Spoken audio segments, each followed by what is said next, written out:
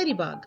Known also as the ladybird or lady beetle, this charming insect is actually a member of the Coccinellidae family of beetles. The name itself, Coccinellidae, beautifully translates from Latin as a small red sphere, a perfect description of this garden gem. What makes these little beetles so special? For starters, they're among nature's most efficient pest controllers. A single ladybug can consume up to 5,000 aphids in its lifetime, along with a menu that includes mites, mealybugs, leafhoppers, insect eggs, and even ants. The striking contrast of black spots against crimson wings isn't just for show. It's nature's warning system.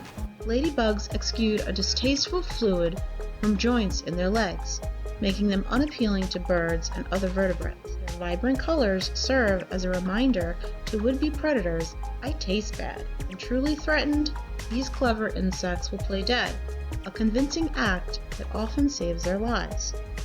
For gardeners, like myself, ladybugs are nothing short of living miracles.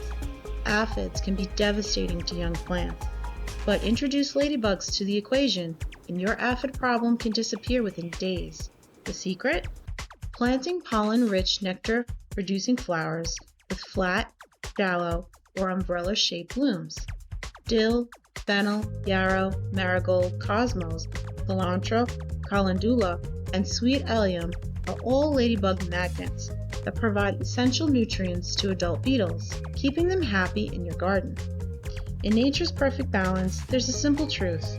Where there are aphids, there must be ladybugs.